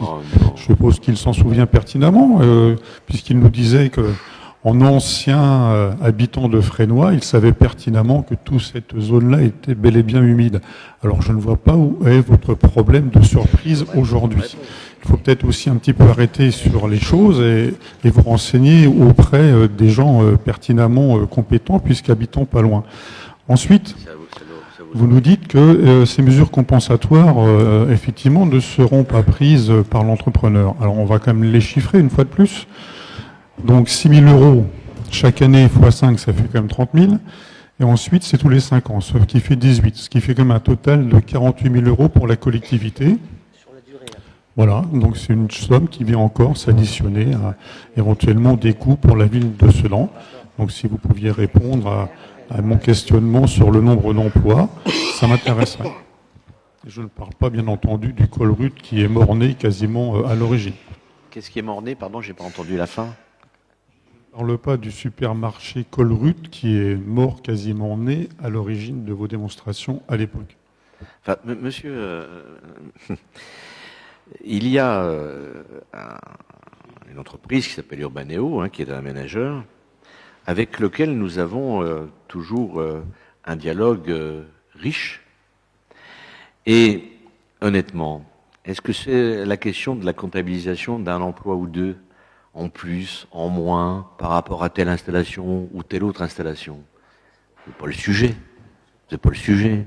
Le sujet, c'est simplement de dire comment on développe une zone qui est de toute façon et qui sera de toute façon créatrice d'emplois. 100, 200, mais je ne suis pas, moi, chef d'entreprise et surtout pas des entreprises qui vont venir s'installer. Après, il y a des logiques. Qu'est-ce que j'ai toujours demandé à Urbaneo? De faire en sorte que les installations qui seront sur cette zone ne soient pas concurrentielles avec ce qui existe dans notre centre-ville. Si. Et ce sera le cas. La totalité de la superficie sera exploitée, et ne présentera aucun danger pour les commerces présents dans le cœur de ville. C'était quand même le moins qu'on puisse effectivement exiger. Alors, par ailleurs, évidemment que les choses évoluent quand on est dans le cadre d'une discussion. Et quand on me dit, on va mettre en place, et il y avait évidemment le candidat, une enseigne de bricolage et de jardinage, alors qu'on s'était battu pour que Gédimat s'installe sur notre ville et n'aille pas ailleurs. J'allais donc autoriser un candidat direct à un investissement important qui avait été sur la ville, candidat direct, pour sauver 2-3 emplois, ou pour ajouter 2-3 emplois. Mais on les aurait largement perdus sur Gédimat. Enfin, non, monsieur, vous avez une méconnaissance incroyable des mécanismes économiques et concurrentiels. Mais si, vous dites n'importe quoi. De toute façon, qu'auriez-vous aimé? Qu'il ne se passe rien? On ne se serait pas posé la question, effectivement, du chiffrage du nombre d'emplois. Ça, c'est évident. Enfin, bref, toujours est-il que, demain, il y aura des emplois sur cette zone, il y aura de l'activité économique, de l'activité de loisirs, de l'activité culturelle, et je trouve qu'au fond, c'est pas mal en entrée de ville, tout cela. Ça donne une image plutôt dynamique de ce nom. Tu veux jouer? Farid. Juste une petite précision sur les montants, là où vous envoyez 48 000, Oui. sur le rapport, c'est écrit 6 000. Estimé sur la durée à 6 000 euros. Voilà, donc voilà, ça va coûter 6 000, c'est écrit, je crois, noir sur blanc, dans le rapport, donc voilà, sur la durée. Donc c'est pas 6 000 de tous les 4 matins, c'est 6 000 sur la durée du projet, et des mesures compensatoires. Et 6 000 euros pour rendre possible des investissements de plusieurs millions, pour rendre possible l'arrivée de X emplois, pour rendre possible effectivement également la construction de notre casino. Mon Dieu, 6 000 euros, rendez-vous compte. Puis on a bien vendu la parcelle. Et en plus, on a bien vendu la parcelle, effectivement, puisque c'est la ville qui va récupérer le prix, évidemment, de la vente de la parcelle, qui se monte, je crois, à 320 000 euros, si ma mémoire est bonne, quelque chose comme ça. Voilà. Alors, on enlève de cette somme 6 000 euros. Rendez-vous compte, messieurs, dames, rendez-vous compte, 6 000 euros. Y a-t-il d'autres questions, interventions? J'en vois pas. Je mets aux voix. Y a-t-il des voix contre? Une voix contre. Des abstentions? Merci. Alors, l'histoire retiendra votre vote négatif sur, sans doute, les plus gros projets que cette ville, va connaître depuis au moins 30 ou 40 ans. Rapport numéro 9, cession de parcelles à la région Grand Est, c'est Yannick Discry qui rapporte. Bon, donc la ville est propriétaire de biens immobiliers qui sont dévolus au lycée Le Château et au lycée au lycée Pierre Bel, pardon. Ces biens ont été mis à disposition de la région en 1985 suite au transfert de compétences. Compétence lycée depuis 85 est assumée par les régions. Les biens immobiliers appartenant à une ville peuvent être transférés en pleine propriété à la région sous réserve de l'accord des parties. Donc on a été démarché, entre guillemets, sollicité plutôt par la région afin de réaliser ce transfert par courrier en date du 16 avril 2024. On a donné notre accord au mois de juillet 2024, on a répondu favorablement à la demande. Charge à la région de déterminer les limites foncières via un géomètre et de proposer le projet de transfert. Donc la ville a réceptionné l'ensemble des documents nécessaires à l'accomplissement de ce transfert de propriété. Donc nous sommes invités à céder gracieusement la parcelle AR20 d'une superficie de 23 793 m² située 4 rue Biodel. Une autre parcelle, la S21, d'une superficie de 4 811 m² située aussi 4 rue Biodel. La grande, là, c'est tout simplement l'emprise du lycée. La plus petite, c'est le gymnase. Et puis une petite parcelle, AS23, d'une superficie de 160 m². Ça, c'est pour le lycée Pierre Bel. Sur le château, la parcelle AD 342 d'une superficie de 945 m², située 1 rue du Champ de Mars. Ça, c'est le gymnase du lycée Le Château. Donc voilà, il vous est donc proposé d'approuver la cession à titre gracieux à la région Grand Est de ces quatre parcelles, une superficie totale de 29 709 m². Voilà, monsieur le maire. Merci Yannick. Alors, ça n'avait pas été fait. Donc on régularise finalement une situation habituelle. C'est toujours comme ça que ça se passe partout, évidemment. C'est eux qui ont fait les travaux. C'est quand même eux qui ont investi. Ils n'étaient pas chez eux sur les parcelles. C'était quand même un peu étrange. Y a-t-il des questions? On n'en voit pas. Je mets aux voix. Des voix contre, des abstentions. Merci. Le rapport suivant nous est présenté par Dominique Ravière sur les ouvertures dominicales 2026. Oui, merci Monsieur le maire. Un rapport courant cette saison, parce que tous les ans nous sommes amenés à étudier cette demande d'autorisation du dimanche, qui est liée à la loi dite Macron de 2015, cette loi permettant au commerce de détail d'ouvrir les dimanches de façon ponctuelle, par décision du maire, après avis du conseil municipal, dans la limite de 12 dimanches par an. Alors, comme je le fais chaque année, une toute petite précision, ça ne concerne pas évidemment les activités qui ont de toute façon le droit d'ouvrir tous les dimanches de l'année, commerce alimentaire, restauration, bien évidemment, ne sont pas concernés. Le maire doit arrêter la liste des dimanches avant le 31 décembre pour l'année suivante et il doit recueillir l'avis des organisations professionnelles et syndicales concernées. Ces demandes ont été faites et la plupart des avis ont été reçus. La décision concernant plus de 5 dimanches ne peut être prise par le maire qu'après avis conforme du Conseil communautaire d'Ardenne Métropole. À défaut de délibération de celui-ci dans les 2 mois suivant sa saisine, l'avis requis sera réputé favorable.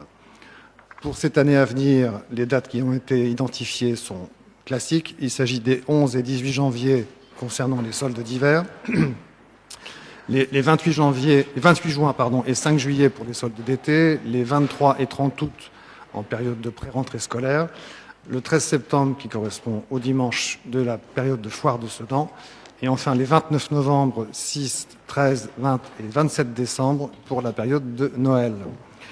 Il est donc proposé après avis favorable de la deuxième commission du 7 novembre dernier, donc de fixer le nombre de dates à 12 dimanches pour cette année et de fixer les dates telles que je viens de vous les présenter pour les dimanches en question. Merci, monsieur le maire. Merci. Donc un rapport habituel et qui a été évidemment l'objet de concertation avec les commerçants. Y a-t-il des questions? Je n'en vois pas. Je mets aux voix. Des voix contre, des abstentions. Merci. Rapport numéro 11, c'est Marzia Leboni qui nous rapporte suite à une consultation publique relative à une demande d'autorisation environnementale qui concerne une entreprise installée sur Sedan. Merci, monsieur le maire. Il s'agit de la société Poncelet Recyclage installée jusqu'alors à Wadelincourt.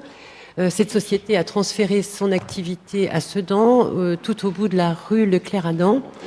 Cette société récupère et stocke, pour être in fine recyclé, des déchets électriques, électroniques, des batteries, de la ferraille, des métaux, etc.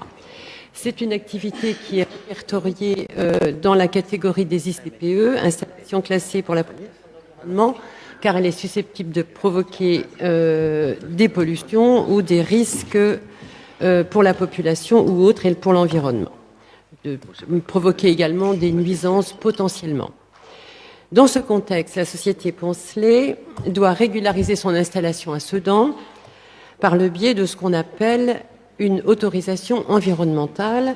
C'est tout un ensemble de procédures, un dossier complexe, instruit ce dossier par les services de l'État, qui doit permettre de vérifier que les risques résiduels sont bien en conformité avec la réglementation en cours.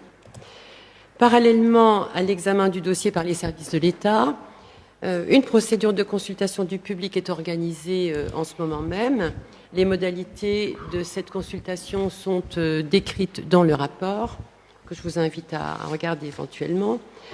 Donc cette procédure de consultation du public. D'autre part, et parallèlement encore, autre démarche à accomplir, un avis est demandé aux conseils municipaux impactés par le projet, c'est l'objet de ce rapport.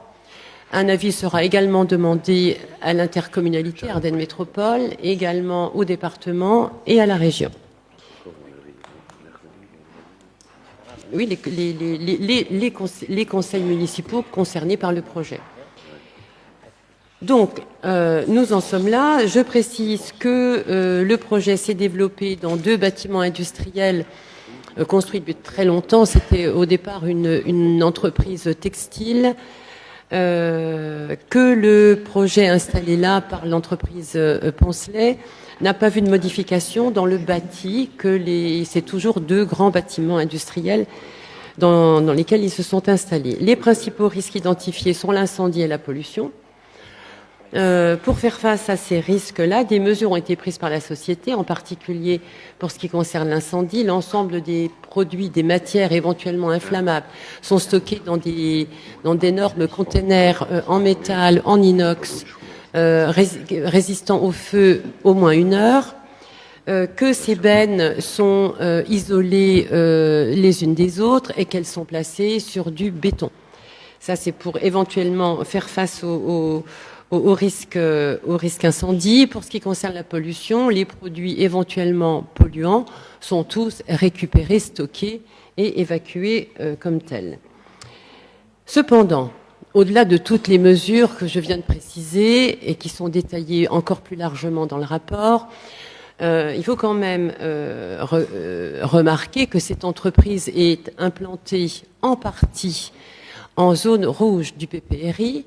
Ça signifie que c'est une zone qui est particulièrement exposée au risque d'inondation, que comment, dans ce cas-là, faire face à un débordement des eaux qui est toujours possible, comment contenir la pollution éventuellement.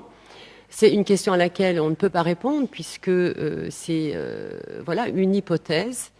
Et c'est la raison pour laquelle il vous est proposé ce soir d'émettre un avis réservé à cette demande d'autorisation environnementale. Voilà, Monsieur le maire. Pour ce rapport très complet. Bien, alors au final, évidemment, nous ne sommes pas les seuls à être appelés à donner un avis. Il y a aussi des communes proches, Floing, Glaire, l'Aglo également, plus l'enquête publique, comme tu l'as rappelé à l'instant. Et au final, c'est le préfet qui aura la décision. Donc c'est au regard des éléments et des arguments que vient de développer Marzia de Boni, je vous propose un avis réservé. Y a-t-il sur cette question des interventions? Je n'en vois pas, je mets aux voix. Y a-t-il des voix contre? Ah, pardon. Ah oui, on a toujours la possibilité de mettre... Oui, bien sûr. Okay. Bien sûr. Mais au regard du risque, on n'a pas souhaité le faire. On n'a pas souhaité le faire. Et il y a aussi un élément qui nous a quand même un petit peu interpellé, c'est que l'installation a été faite préalablement à toute demande de cette nature. Et je trouvais ça quand même un peu dommageable. Donc voilà, les raisons qui nous ont poussés, non pas à émettre un avis défavorable, pour l'instant, et c'est heureux, il n'y a pas eu de constat de pollution. mais on est quand même en zone rouge du PPRI. Et au regard des produits traités, la pollution, elle est possible. Donc il faut vraiment que le nécessaire soit fait pour l'éviter à tout prix. D'autres questions? Je mets aux voix. Des voix contre? Des abstentions? Merci. Rapport numéro 12, convention cadre pluriannuelle relative au renouvellement du label de la cité éducative de Sedan. C'est Aurélien Bert qui nous le présente. Merci. En 2021, on avait travaillé tout l'été à la réalisation et à l'obtention d'un label cité éducative à Sedan. Il s'est concrétisé pour 3 ans. C'est 3 années civiles, 2022, 2023 et 2024. Et à la suite de cette première expérience très favorable, nous sommes allés, comme le préconisait l'État, sur une extension de la cité éducative. Et c'est le sujet de ce soir pour 3 nouvelles années, 2025, 2026 et 2027. Alors une cité éducative, c'est une communauté qui réunit autour de l'enfant, mais pas seulement, de 0 à 18 ans sur la première mouture, un peu plus sur la deuxième, l'ensemble des habitants d'un quartier, en particularité d'un quartier politique de la ville. Et ici, c'était le choix qu'on avait opéré. Il est vrai, on avait limité cela au quartier du Lac et une partie du centre ancien, autour du collège du Lac, qui est le pilote, et des écoles du quartier, Esplanade, Ouvrard et Prairie, parce qu'en fait, on avait besoin d'éprouver la cité, l'outil, de comprendre comment il fonctionnait, et par la même occasion aussi de se rendre compte de la faisabilité, ou pas d'ailleurs, d'aller un peu plus loin, un peu plus tard. Et c'est l'opportunité qui s'est présentée à nous en 2025 sur une extension donc de périmètre, et c'est le premier objet, qui viendrait donc cette fois concerner non pas seulement le quartier politique de la ville du Lac, mais les 2 autres, Torcy-Centre et Torcy-Cité, et donc d'inclure à l'intérieur de ce nouveau périmètre l'ensemble des écoles de ces quartiers, c'est-à-dire peu ou prou toutes les écoles de Sedan, à l'exception de 2 d'entre elles, Frénois et Font-de-Givonne, qui néanmoins, et vous le découvrez dans la convention qui est annexée à votre rapport, seront intégrées au coup par coup sur certaines actions, puisque d'ailleurs il était d'une volonté pour nous aussi de ne laisser personne sur le côté du chemin à cette occasion. Néanmoins, les moyens sont concentrés sur les écoles des QPV, toujours pilotées par le Collège du Lac, auxquelles viennent s'adjoindre d'autres collèges, les 2 autres, Collège Nassau et Collège Turenne, qui deviennent à leur tour des acteurs, et en support, bien sûr, l'ensemble de ceux qui déjà sur le quartier mènent des actions éducatives ou sociales, des centres sociaux, des associations, des partenaires sedanais habituels, et d'autres qui parfois peuvent venir de l'extérieur. Cette convention, elle détermine nos orientations stratégiques de cet outil qu'on en a voulu, qui permet d'obtenir 370 000 € annuels, c'est-à-dire 1 100 000 de la part de l'État, l'Agence nationale de la cohésion des territoires, ce qui est une somme extrêmement importante, 80% du total en fait, puisqu'ensuite les collectivités, dont la ville de Sedan bien sûr, majoritairement ont fait le vœu, et c'est un choix politique important, eh bien, de soutenir ce projet, puisque seule la NCT ne peut pas convenir d'une cité éducative. Elle a besoin du partenariat des autres acteurs publics sur le périmètre, et c'est le cas aujourd'hui. La ville de Sedan, Ardennes Métropole font partie des instances de pilotage et de gouvernance, et d'ailleurs, dans le cadre de cette nouvelle mouture, il est question d'y intégrer 2 autres acteurs qui déjà étaient très impliqués, la CAF bien sûr, et le programme de réussite éducative, aussi PRE, qui viendrait donc en sus de ceux qui déjà étaient là, faire fonctionner la cité éducative. La convention, elle détermine comment ça fonctionne, le périmètre d'action, les orientations stratégiques, les différents acteurs, les actions, la programmation, le financement, l'évaluation, tout est en annexe. Et l'objectif de ce rapport ce soir, eh bien, c'est de valider l'extension de périmètre, qui vraiment va être profitable à tous, parce que j'insiste franchement, mais c'est un outil extraordinaire que la cité éducative, qui offre des opportunités fantastiques, avec des groupes de travail autour de l'écocité, parce que c'est vraiment l'identité même de cette cité éducative, celle d'une cité tournée vers l'environnement, et au-delà du périmètre d'action, donc je disais, d'évoquer l'augmentation de la gouvernance, d'aborder aussi bien la signature de cette convention, et de permettre que la cité soit renouvelée enfin pour les 3 années qui viennent. Tout est en ordre de marche, et aujourd'hui, les dossiers nécessaires ont été déposés, tout va bien se passer, il ne reste plus qu'à obtenir l'aval du conseil municipal, qui jusqu'alors était unanime comme la commission. Bien, c'est effectivement un très beau programme, et c'est une belle réussite, qui est due d'ailleurs à un travail collectif Et particulièrement, moi, je voudrais souligner l'implication forte de Madame la principale du Collège de Lac, qui fait un travail absolument remarquable. Mais aussi notre chargé de mission, Anne Tamolier, qui a la dimension de ce projet et qui le mène également de façon rigoureuse, inventive, imaginative. Et là encore, ça fait du bien, je le dis souvent, mais nous avons dans cette collectivité de nombreux cadres qui sont vraiment de très bon niveau et qui sont parfaitement impliqués pour notre ville.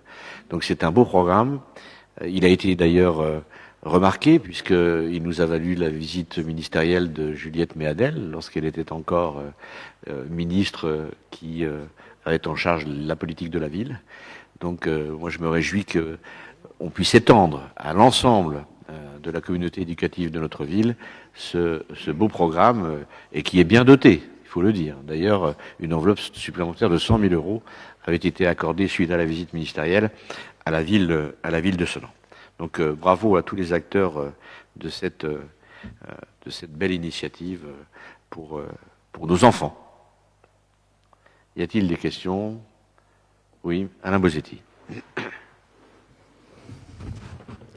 Il ne s'agit pas d'une question, mais d'une demande d'informations supplémentaires, parce que bon, j'ai tout lu et c'est vrai que c'est assez complexe.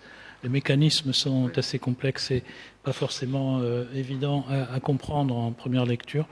En tout cas, d'ailleurs, à ce sujet, sur l'évaluation, il est écrit sur l'article 15, transmission avant l'ANCT, annexe 4, mais l'annexe 4, il est où en fait? Sur l'article 15.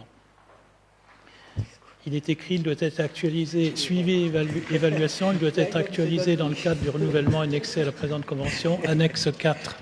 C'est une annexe aux annexes? Non, excusez-moi, je n'ai pas suivi. C'est le protocole de suivi et d'évaluation qui n'est pas intégré ici au rapport, c'est une annexe aux annexes. Là, il n'est pas intégré ici. En fait, le rapport d'évaluation, il consiste en quoi? Il consiste en se faire accompagner, ça c'est une obligation. Ouais. On l'avait fait par la SCOP Accolade, et l'objectif c'était, en l'espace de plusieurs mois, que celle-ci vienne aux côtés des acteurs de la cité éducative, regarder l'ensemble de la programmation et des projets qui avaient été mis en œuvre, et d'obtenir finalement que l'on puisse dire s'ils ont fonctionné ou pas, si les moyens qu'on y a mis étaient suffisants ou non, ou de trop peut-être, et de partir sur l'idée que cette action, par exemple, pouvait être renouvelée sur la totalité de la cité, mais sur une nouvelle cité. Pourquoi il n'est pas... Là, je ne vous suis plus, là. Pourquoi l'annexe n'y est pas? Pourquoi il n'est pas intégré, l'annexe? Ça, j'ai pas d'idée. Hein. Ça, honnêtement, ce sont les arcanes administratives la carte de l'État qu'on ne maîtrise pas toujours. Hein. Non, mais c'est... Excusez-moi de poser des questions. Je comprends bien. Oui, je vois bien. Ouais. En fait, vous parlez des 4 annexes à la fin. J'essaye de comprendre, moi, tout simplement.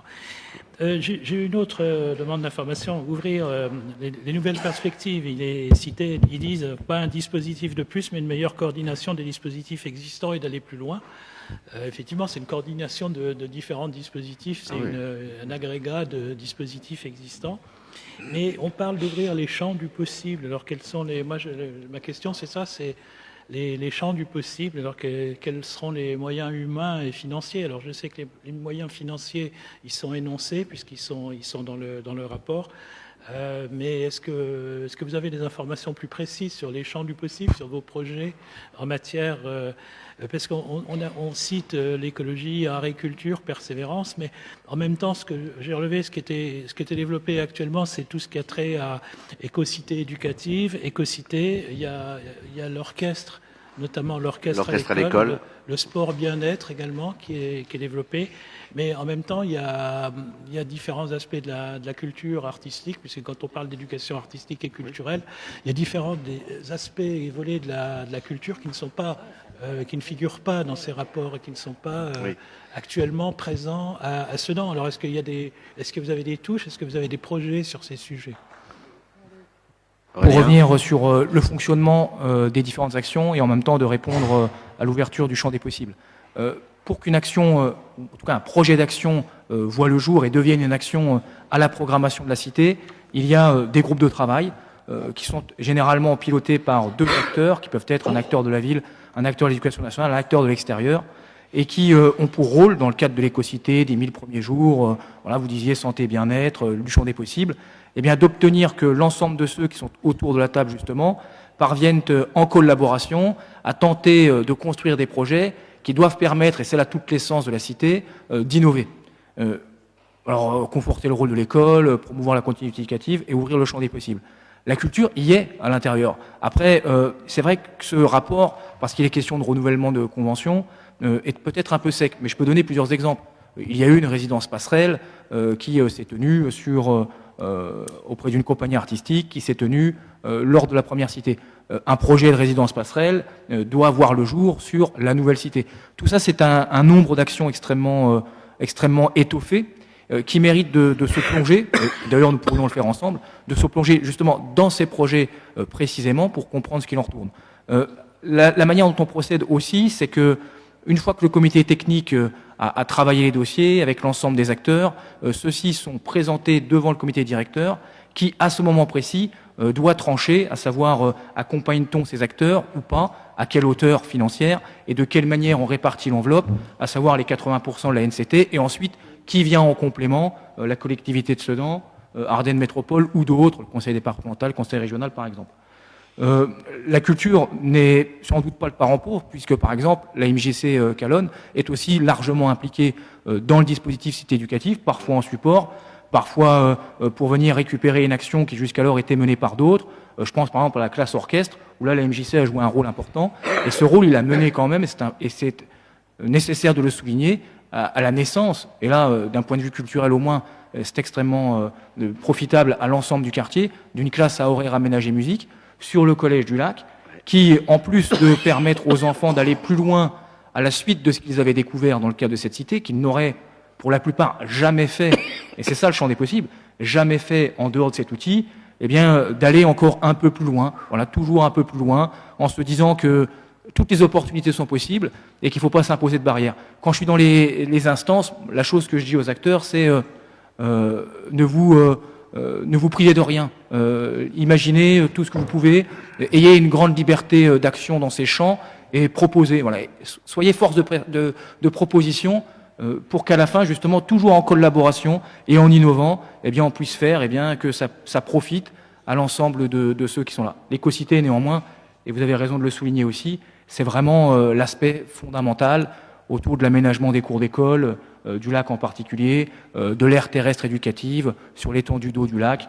Voilà. Tout ça s'articule grâce à l'ingénierie qui est derrière, et aussi grâce à l'éducation nationale qui est très impliquée à l'échelle du collège, des collèges dorénavant, et des écoles aussi, qui dépassent le fait qu'elles n'ont pas parfois les moyens humains d'une vie scolaire ou d'une administration pour s'engager dans des projets comme ceux-ci, mais qui demeurent néanmoins très accompagnés par l'ingénierie, je disais, la chef de projet opérationnel, Madame Tamolé. J'espère avoir répondu en partie à vos questions.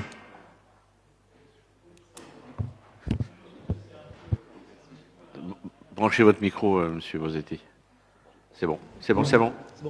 Excuse-moi, mais c'est un peu un petit peu un inventaire à la Prévert, si j'ose dire, puisqu'il y a à la fois des mesures qui concernent les pratiques culturelles et puis des mesures qui concernent l'aménagement d'établissements, par exemple.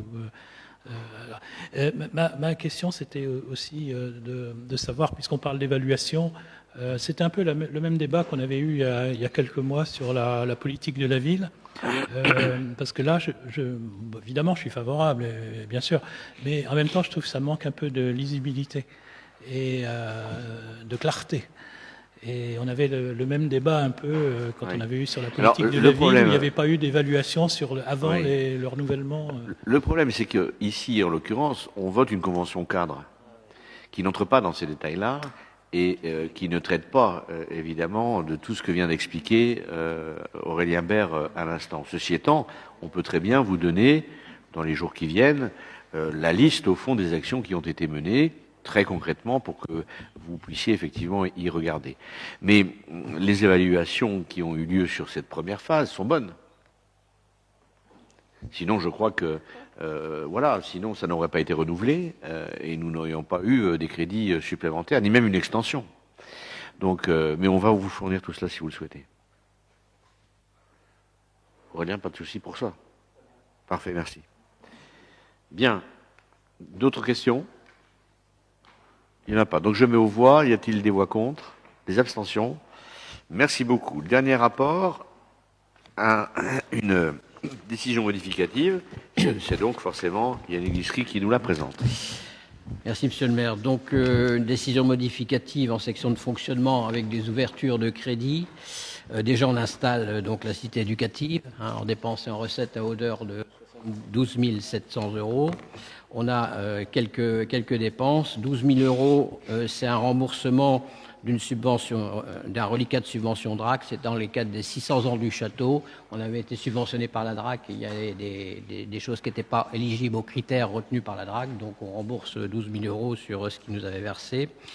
On a des remboursements sur les charges de locataires au Gamma. Donc les locataires payent une avance sur charge et il y a des régularisations qui se font en fin d'année. Et là, on a à rembourser 1 300 €, donc il faut les installer sur ce compte.